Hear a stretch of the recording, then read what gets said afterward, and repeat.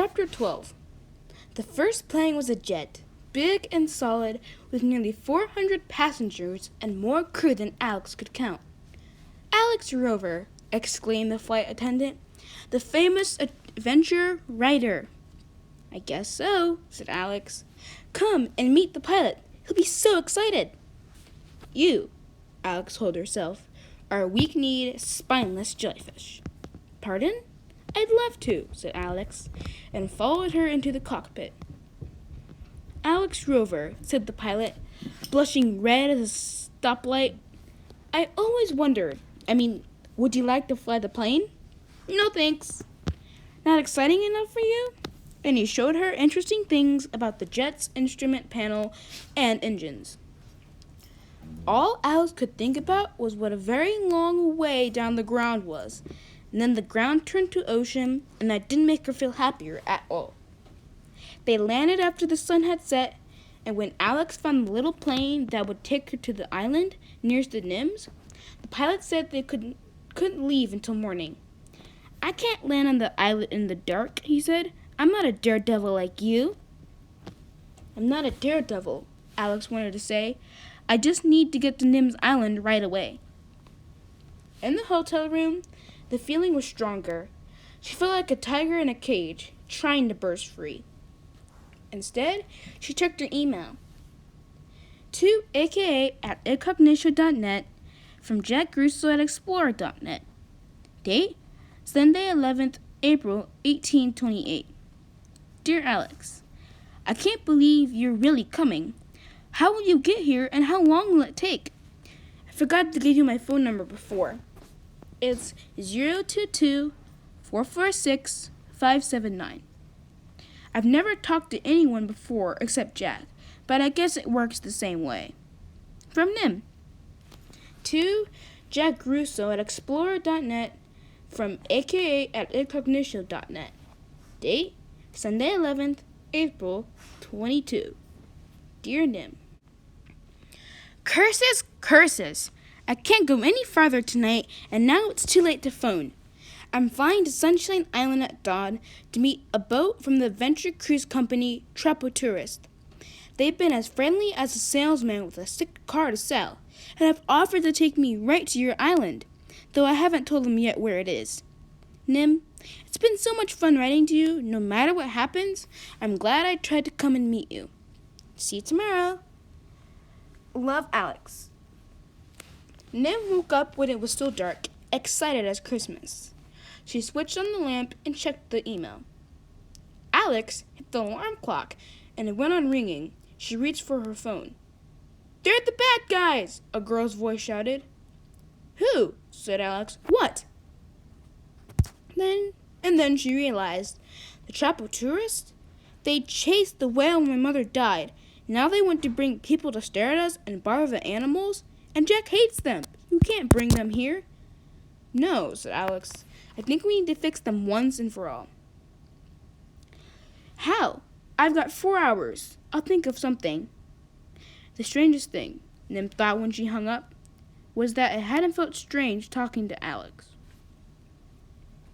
By the time the sun was properly up, Alex had showered, dressed, and eaten a hotel breakfast and was waiting at the airport, but still hadn't thought of how to get to Nim's Island and keep it a secret from the Tourist. Any daredevil plans? The pilot joked as he started the engine. Going to parachute out halfway for your next book? That's not a bad idea, Alex muttered. I couldn't be more scared jumping out of a plane than staying in. The pilot went as pale as Alex's knuckles. But there's no land between here and where we're going. Alex studied the map and decided he was right. Nim's Island was too far away for a detour in this little plane. Besides, she still had to meet the Tourist. The real bad guys. The reason that Nim didn't have a mother. If Alex didn't turn up, they might go on looking for Nim's Island. This time, they might find it. Alex's fear disappeared as suddenly and completely as if it had fallen off a plane without a parachute. Instead, she was angry. For the first time, she knew. Exactly how her hero felt when he was fighting the bad guys. And, she muttered, I'm going to win. The pilot was still worried that she was going to jump out the window. We're nearly there, he said. The airport's just past the sailing school. You can see the little boats now. Alex stared out and tried not to notice that her stomach was diving faster than the plane. That's interesting, she thought. I can feel angry and sick at the same time. Do they give lessons? She asked, because if she was talking, she might not throw up. Give lessons, sell boats. Is your next book about sailing? Partly, said Alex. She couldn't talk very well because a sneaky little fear had crept back. She was holding her breath to help the plane land. 2 hours later, she was wetter than she'd ever been and knew more than she'd ever wanted to about the way small sailboats flip upside down and how it feels to be the person flipping off them. But she also knew how to get back on and push the boat right side up and how to pull the sails and steer. And she was the owner of a small blue sailboat. Not bad for a beginner, the sailing school owner said, pocketing her money, but don't go too far from the shore. Alex tried to smile. Funny, the woman continued. You've got the same name as a venture writer, but I don't reckon he'd need sailing lessons. Neither do I. Now, Alex told herself, I'm ready to go. And she tried to believe it. She loaded her suitcase into the little boat and sailed out of the sailing school cove, around the corner to the pink and purple Trapo tourist ship. Ahoy there! She shouted, jumping onto the wharf and standing up as tall and brave as she could. The captain came running down the gangplank. You're Alex Rover, but what a delightful surprise. Are you going to write a book about us? Asked one of the crew. Maybe, said Alex. We'll have to make a good impression, the captain said, smiling and trying to suck his stomach in behind his Trapo t-shirt. I'm sure you will, said Alex. Do you mind if I bring my little boat? You there, the captain shouted at the two of the crew. Hoist this boat up on deck. Now, he went on, rubbing his hands excitedly, can you tell us where this island is? Alex pointed to a spot on the chart, a little way east of Nim's Island. We'd love to hear more about it, the captain said, and started the motor. The crew gathered around as Alex began. Alex was a storyteller. She spent her life telling stories on paper, and she made people laugh and cry and hold their breath. But she had never told a story as important as this. She spoke quietly, and the crew huddled near, caught in the net of her words. Long, long ago, when the world was young, a volcano began to grow deep under the sea. It grew slowly, day by day and year by year, pulling lava from the heart of the earth, rolling, boiling, melting rock, hotter than fire, hot as the sun. Then one bright summer day, a day just like today, a day just like a million other bright summer days, the mountain under the sea exploded.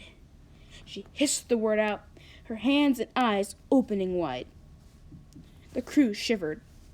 With the roar that shook the earth, a storm came. Lightning flashed and thunder crashed, winds howled and waves towered. From the heart of the volcano, melted rock and boiling lava poured up and out, higher and higher. And when it had finished and the boiling rock had cooled to stone, the tiny underwater mountain had become a full-grown island, with its head poking out from the sea. Now some islands, Alex went on as the Trapo tourists sat silent and still around her, became peaceful once they've been born from the sea. But this island didn't. This island stayed hot and angry. Its volcano still shoots fire. Boiling lava still tumbles down its slopes, and the stench of hell floats in its midst. Its rocks are black and sharp, and its cliffs are steep. No golden sand? the captain asked hopefully. A little, Alex admitted, but in front of the sands, curved from the rocks at one end to the cliffs at the other, is a maze of rocky reef, a treacherous, shore-sharp, boat-ripping reef. The crew shivered. Lions of the sea, Alex continued, live on the rocks. The smartest sea lions you will ever meet. The fiercest and bravest in all the world, ready to fight to protect their home. And if a boat could pass the sea lions and find its way through the shored, sharp maze and not choke in the rotten egg gas or fry in the boiling lava, when it reached the beach, it would meet the dragons. Dragons? Squeaked his crew member.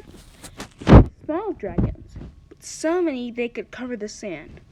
And, like the sea lions, they will fight bravely to save their island.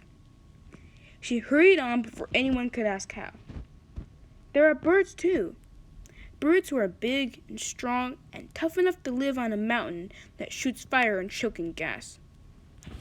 Birds who are so quick and agile that they can swoop down and snatch the hairs right off a person's head. The captain twitched his hat nervously around his ears. Why do you want to go to such a terrible place? It sounds even worse than that island last week, one of the crew said. I'm not going there. You don't need to, Alex said. You're going to lower my little boat and I'll sail the rest of the way. But why? The captain repeated. To see if that's how my hero escapes from the bad guys, Alex lied, because she knew if they saw the island, they might forget her story. The captain giggled. That makes us sound like the bad guys. It depends, said Alex, and began the second part of her story, because it wasn't enough to make them frightened, and now she wanted to make them feel so bad that they would never, ever bother Nim and Jack again. My hero is a sad, lonely man who once lived happily with a lady hero and their baby, helping the world with research and science.